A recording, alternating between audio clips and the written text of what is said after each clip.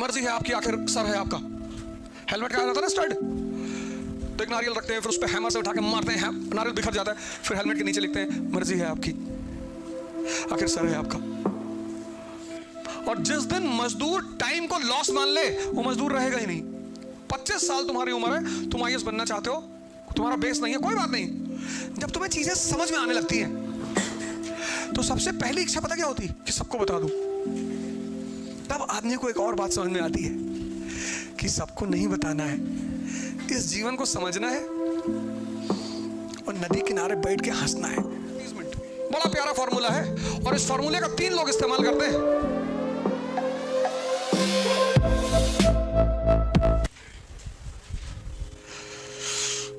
अब जब भी कोई तुम्हें लगातार खिलाए, उससे बच के रहना, किसी दिन किडनी ले जाएगा तुम्हारी वो।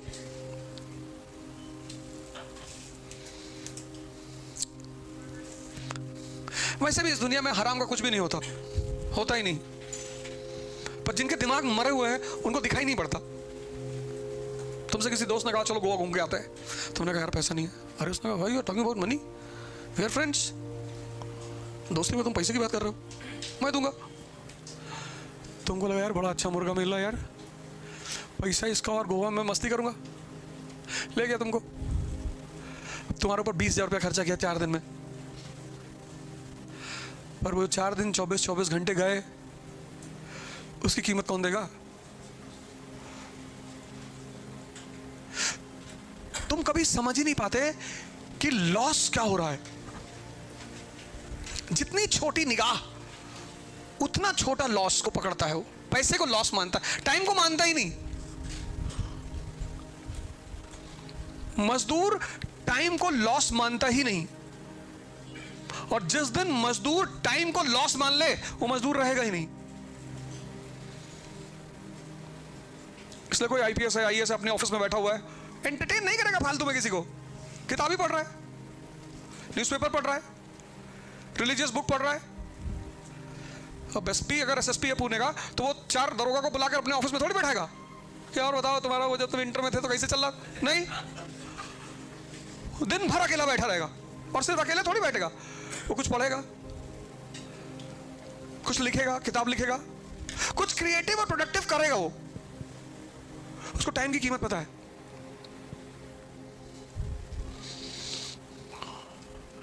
आज कितना कीमती चीज है।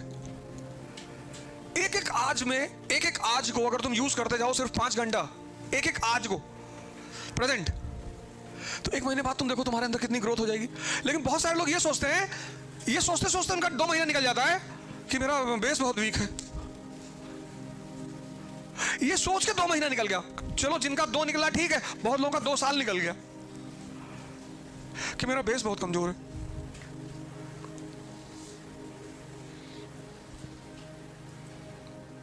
पच्चीस साल तुम्हारी उम्र है, तुम आईएएस बनना चाहते हो, तुम्हारा बेस नहीं है, कोई बात नहीं, कोई बात ही नहीं, बस तुम्हें टाइम का हिसाब रखना पड़ेगा। और शुरुआत करो 2 घंटे की पढ़ाई से, और 6 महीने के बाद उसको 12 घंटे तक पहुंचाओ। कुछ लोग शुरुआत 12 घंटे से करते हैं, 6 दिन बाद गायब।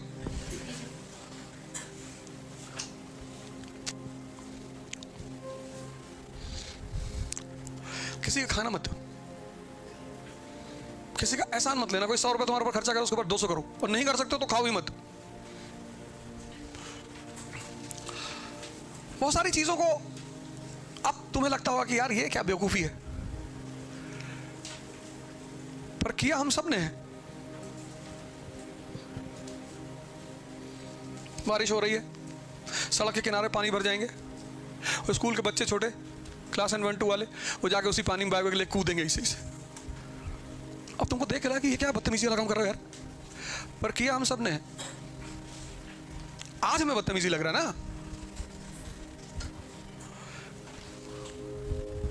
पढ़ाई इसलिए खराब चीज है, उसका वो भी पहलू सुन लो।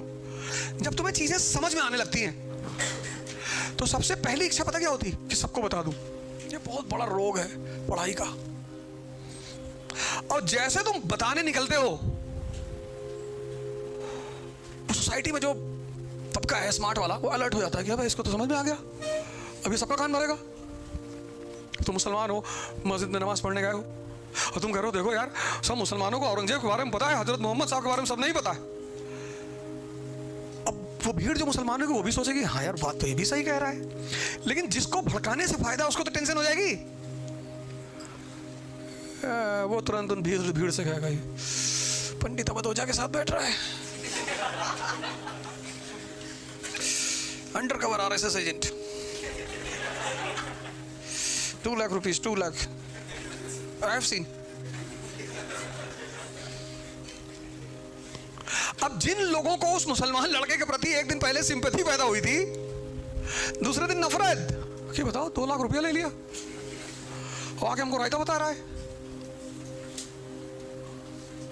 और तुम दूसरे दिन मस्जिद गए, तुमको बहुत मार मारे सब।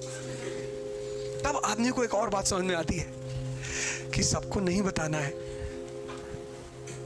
इस जीवन को समझना है और नदी किनारे बैठ के हंसना है।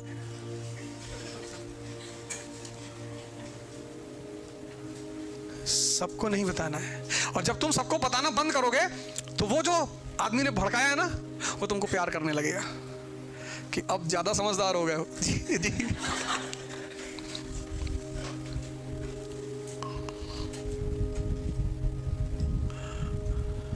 कभी कभी तुमको लगेगा कि सबको बता दूं, क्यों लड़ रहे हो भैया आपस में, आपस में प्रेम करो देश प्रेमियों। तो जिनको लड़ाने से फायदा है वो सब बहुत पावरफुल लॉबी है, वो तुरंत एक्टिवेट हो जाएगी और ऐसे पॉइंट रख देगी तुम्हारे खिलाफ कि तुम प्रूव ही नहीं कर पाओगे कुछ। इसलिए जब समझना तो मुस्कुराना, कुछ मत करना। सोशल रिफॉर्मर मत बनना, नहीं तो इसे बाल में उंगली फंसा के खींच लेंगे सब। IAS बनो और पार्लियामेंट में आओ, तब वहां सुधार करो, अभी कुछ नहीं। जातिवाद बुरी चीज है भैया,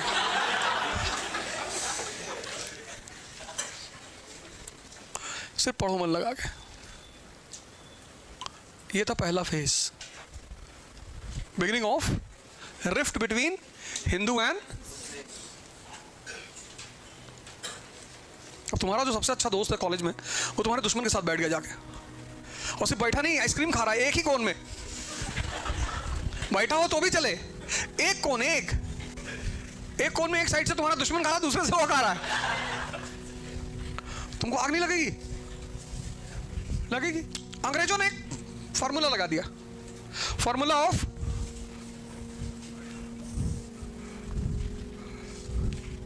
फियर एंड अपीजमेंट।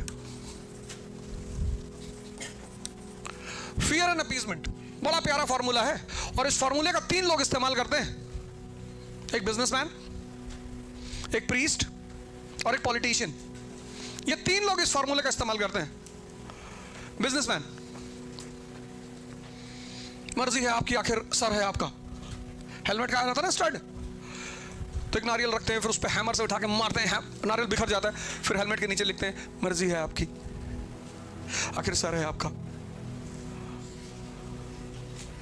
फियर बड़ा प्यारा पॉलिसी है, या तो तुम डरा के किसी को अपने साथ कर लो, और या उसको फायदा दिखाकर। प्रीस्ट इसका इस्तेमाल करते हैं, नरक स्वर्ग, और पॉलिटिशियन इसका इस्तेमाल करते हैं। 3 लोग इसका इस्तेमाल करते हैं। तो अंग्रेजों ने यह फॉर्मूला लगाया मुसलमानों के प्रति कि ये जो तुम हिंदू मुस्लिम भाई सलाम वलाम कर रहे हो, चले जाएंगे हम, और अगर हम चले गए तो ये मेजॉरिटी हिंदू तुमसे घर वापसी करवा लेगा। ये तो बेचारे सख्ते में आ गए। अच्छा, बोले फिर? अरे बोले फिर क्या, हमारे साथ आओ, सरकार के साथ। और सरकार के साथ मतलब पूना से लेके मुंबई हाईवे का पूरा टेंडर तुम्हारा। सरकार अगर तुम्हारे सर पे हाथ रख दे कि आशुतोष जी सर,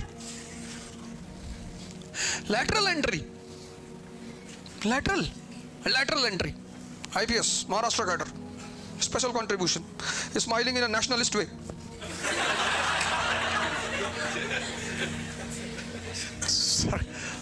सरकार इनको ब्रांड एम्बेसडर बना देगी, नेशनलिस्ट इस्माइल का। इनकी फोटो खींचेगी मुस्कुराते हुए और पूरे देश के कोने कोने में लाएगी, बोली दिस इज नेशनलिस्ट इस्माइल। एक राष्ट्रवादी ऐसे ही मुस्कुराता है और इससे प्रभावित होकर सरकार लैटरल एंट्री, आईपीएस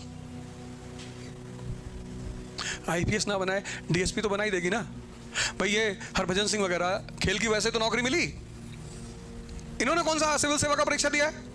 ये सरकार की वो है मोनोपोली कि वो आपकी किसी चीज से प्रभावित होकर वो आपको कुछ गिफ्ट में दे सकती है। लैटरल एंट्री, चीज से प्रभावित होकर वो आपको कुछ गिफ्ट में दे सकती है। Lateral entry.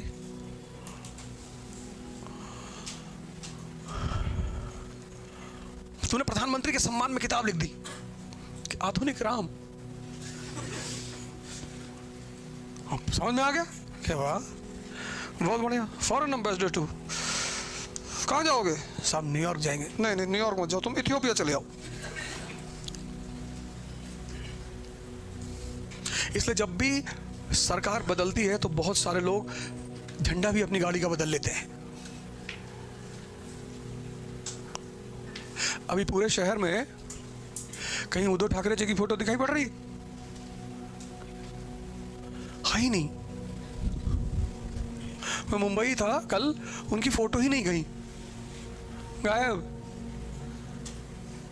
यह है सरकार।